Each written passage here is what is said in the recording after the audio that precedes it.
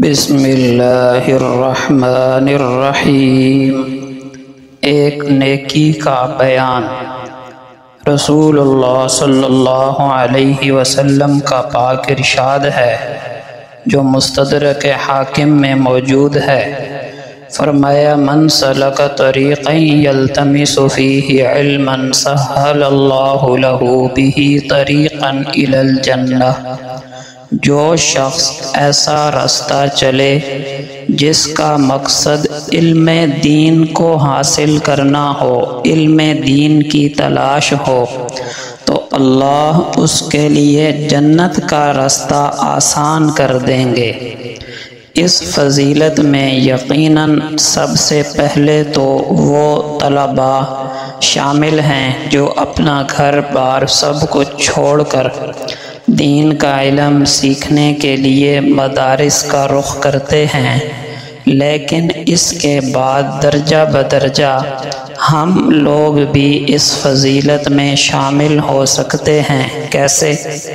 ہم گھر سے اس نیت کے ساتھ نکلیں کہ مسجد میں جا کر درس سنوں گا، بیان سنوں گا، یا کسی مسئلے کی ضرورت پیش آئی اور گھر سے نکلے کہ فلاں عالم یا مفتی کے پاس جا کر دین کا یہ مسئلہ معلوم کروں گا، تو ہم بھی انشاءاللہ اس فضیلت کو حاصل کرنے والے ہوں گے۔ گھر سے مسجد کے لیے نکلے، اگر نماز کا وقت ہے تو نماز کی بھی نیت کر لیں، اور مسجد میں درس ہوتا ہے تو اس کی بھی نیت کر لیں، دونوں کا اجر و ثواب الگ الگ ملے گا۔ گناہ کا بیان۔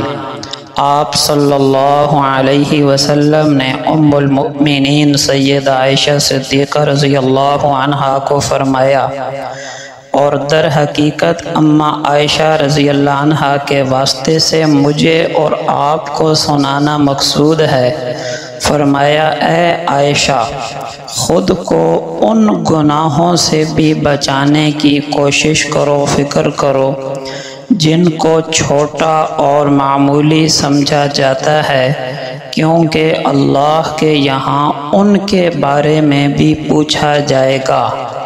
یہ روایت ابن ماجہ میں موجود ہے۔ ہمارے لیے سبق ہے کہ بہت سے گناہوں کو ہم ہلکا، معمولی اور چھوٹا سمجھ کر چھوڑ دیتے ہیں۔ یاد رکھیے کوئی گناہ اس اعتبار سے چھوٹا نہیں ہوتا کہ وہ اللہ کی نافرمانی ہے۔ اللہ بڑی ذات ہے تو بڑی ذات کی نافرمانی بھی بڑی ہوتی ہے۔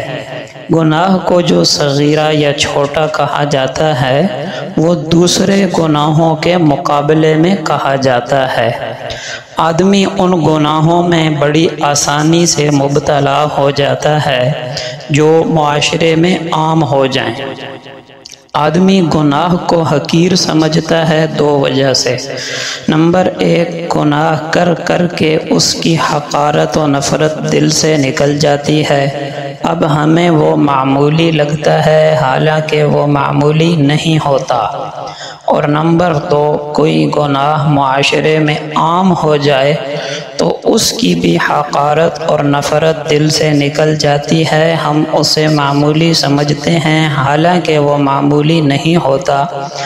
ایسا گناہ جسے حقیر اور معمولی سمجھ کر کیا جائے، اس پر اللہ کے عذاب اور غضب کے چانس عام گناہوں کے مقابلہ میں زیادہ ہوتے ہیں، کیونکہ آدمی ان گناہوں کو گناہ بھی کرتا ہے اور انہیں ہلکا سمجھتا ہے، یعنی اللہ کی نافرمانی کو ہلکا سمجھا تو یہ ڈبل جرم ہو گیا، ایک گناہ کرنا اور دوسرا اللہ کی نافرمانی کو ہلکا سمجھنا۔